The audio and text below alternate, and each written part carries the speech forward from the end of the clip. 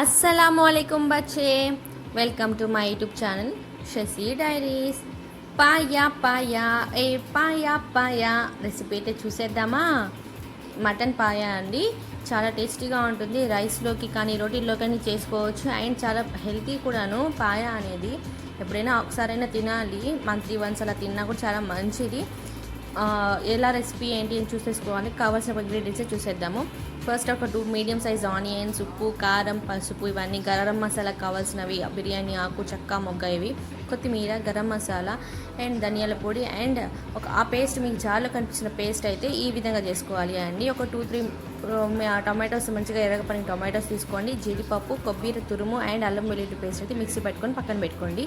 తర్వాత ఒక బౌల్ పెట్టుకొని ఆయిల్ వేసుకొని మనం గరం మసాలా మనం చూపించినాం కదా అవి వేసుకొని కట్ చేసుకున్న ఆనియన్స్ అయితే యాడ్ చేసుకోండి. మంచిగా అవి మంచిగా గోల్డెన్ కలర్కి అలా ఫ్రై అయ్యే వరకు ఫ్రై చేసుకున్న తర్వాత ఈలోపు అవి ఫ్రై అయ్యేటప్పుడు మనమైతే తెచ్చుకున్న మటన్ పాయాని అయితే కుక్కర్లోకి వేసుకొని ముందైతే వాష్ చేసేసుకొని నీట్గా వాష్ చేసుకున్న తర్వాత వాటిలోకి అయితే పసుపు, ఉప్పు అండ్ కారం, పసుపు, ఉప్పు అండ్ కొంచెం వాటర్ అయితే యాడ్ చేసుకొని నీట్గా అయితే ఫస్ట్ పాయ అయితే అవి కాలుస్తారు కాబట్టి ఒక 2-3 టైమ్స్ అయితే మంచి వాటర్ అయితే వేసుకొని వాష్ చేసుకోండి.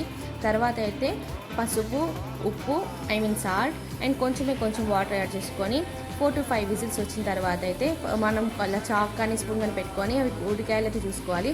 ఈలోపు మనకి ఆనియన్స్ ఉడికిన తర్వాత అయితే టొమాటో ప్యూరీ యాడ్ చేసాను కానీ పిక్ లేదు. ఇవి ఉడికిపోతాయి కాబట్టి ఈ పేస్ట్లోకి అయితే ఈ పాయ వేసేసుకొని ఒక 3-4 మినిట్స్ నీట్గా కుక్ చేసుకోండి అండి. ఇంకా మనకు కావాల్సిన క్వాంటిటీలో కారం ఇవన్నీ చూపించాం కదా, కారము, సాల్ట్ ఇవన్నీ చూసుకొని మీకు టేస్ట్ తగ్గట్టు యాడ్ చేసేసుకోండి. అంతే అండి, సింపుల్ అయినా టేస్టీ అయినా పాయా రెసిపీ అయితే రెడీ అయిపోయింది. మేమైతే రైస్లోకి తిన్నాము, అలాగే చపాతీలోకి తిన్నాము. నైట్ అలాంటప్పుడు మంచిగా తినొచ్చు. చాలా టేస్టీగా ఉంది. అండ్ పాయ అయితే ఒక్కొక్క పీస్ అద్భుతంగా నీట్గా బాగా మెత్తగా అయితే ఉడికిందండి.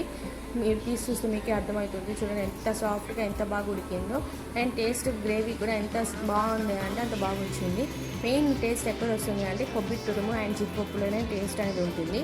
అవి మీరు స్కిప్ చేస్తారు అంటే కొంచెం టేస్ట్ మీకు తేడా వస్తుంది. కానీ అవన్నీ యాడ్ చేసుకొని ఈ విధంగా ఒక్కసారి పాయ రెసిపీ అయితే ట్రై చేయండి.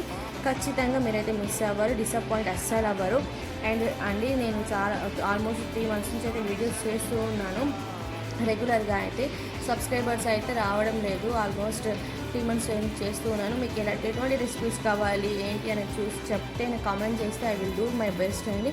Please do like, share and subscribe to my YouTube channel. Please do like, share and subscribe to my YouTube channel to Shesy Diaries. Thank you.